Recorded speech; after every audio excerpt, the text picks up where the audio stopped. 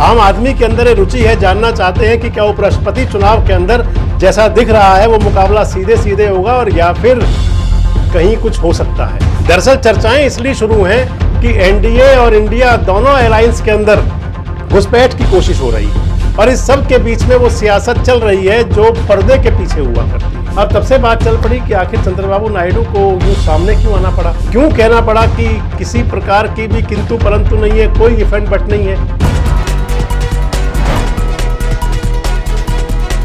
दोस्तों नमस्कार, मैं संजय मग्गू और मौजूद हैं देश रोजाना के डिजिटल मीडिया मंच पर। उपराष्ट्रपति चुनाव को लेकर के इस समय सियासत फुल गर्म है। देश में उपराष्ट्रपति पद का चुनाव होना है और वो चुनाव जिसके लिए मात्र लुटियन जोन्स की धमक होनी चाहिए, लेकिन आम आदमी का इंटरेस्ट है कि आखिर क्या होगा। आम आदमी के अंदर ये रुचि है, जानना चाहते हैं कि क्या उपराष्ट्रपति चुनाव के अंदर जैसा दिख रहा है वो मुकाबला सीधे सीधे होगा और या फिर कहीं कुछ हो सकता है। दरअसल चर्चाएं इसलिए शुरू हैं कि एनडीए और इंडिया दोनों अलायंस के अंदर घुसपैठ की कोशिश हो रही है। एनडीए गठबंधन हो या इंडिया अलायंस हो, दोनों गठबंधनों के अंदर दूसरी पार्टियों के लोग कहीं ये प्रयास कर रहे हैं कि कितने वोटों की सेंधमारी हो सकती है और इस सब के बीच में वो सियासत चल रही है जो पर्दे के पीछे हुआ करती है। दरअसल आंध्र प्रदेश के मुख्यमंत्री हैं चंद्रबाबू नायडू, तेलुगु देशम पार्टी के मुखिया हैं, तेलुगु देशम पार्टी के सुप्रीमो हैं और तेलुगु देशम पार्टी इस उपराष्ट्रपति पद के चुनाव के अंदर एक बड़े प्लेयर के रूप में सामने है। बड़े प्लेयर के रूप में यूं कि एक तो एनडीए का सबसे बड़ा वो पार्टनर है। एनडीए के अंदर भारतीय जनता पार्टी के बाद जो सबसे ज़्यादा सांसद हैं वो तेलुगु देशम के हैं। तेलुगु देशम के 16 सांसद लोकसभा में और 2 सांसद राज्यसभा में हैं।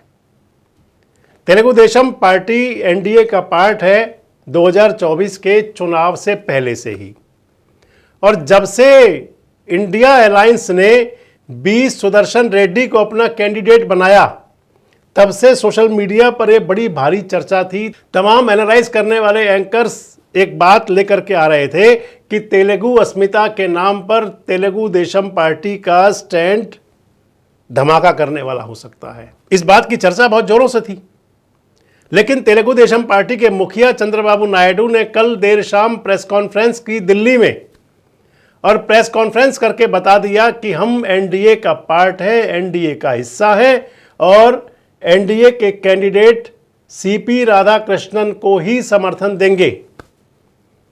चंद्रबाबू नायडू ने प्रेस कॉन्फ्रेंस की और उस प्रेस कॉन्फ्रेंस के अंदर कहा कि एनडीए के जो कैंडिडेट हैं सीपी राधाकृष्णन, वो बहुत कुशल कैंडिडेट हैं, उनका बहुत अच्छा व्यक्तित्व है, कृतित्व है और कोई गुंजाइश नहीं है कि उनको वोट ना किया जाए। चंद्रबाबू नायडू ने यह भी जरूर कहा कि जो कैंडिडेट हैं इंडिया अलायंस के सुदर्शन रेड्डी, उनके परिचित भी हैं, लेकिन राजनीति के अंदर 2.5 दशक का उनका जो फलसफा है, जो उनका काम करने का तरीका है, जो वो कहा करते हैं उसी को पूरा करते हैं।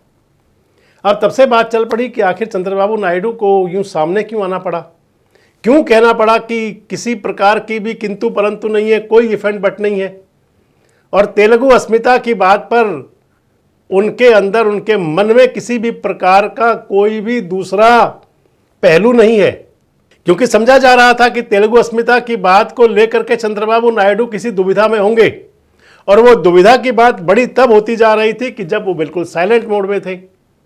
इधर जब सीपी राधाकृष्णन साहब का नॉमिनेशन होना था, उस नामांकन के लिए दिल्ली आना था चंद्रबाबू नायडू को, लेकिन वो दिल्ली आने की बजाय मुंबई के एक कार्यक्रम में चले गए। एक भी सांसद उनका मौजूद नहीं था राधाकृष्णन साहब के नॉमिनेशन के लिए और इसलिए इन बातों को बल मिलता चला गया। लेकिन सियासत के अंदर एक दाव हुआ करता है, उस दाव को कहा करते हैं कि दबाव वाला दाव, दबाव वाला पॉलिसी जो जिसे मानी जाती है।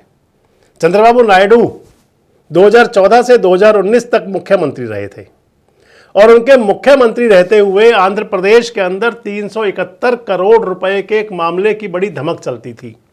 कहा जाता था कि बड़ा भारी एक करप्शन का मामला था।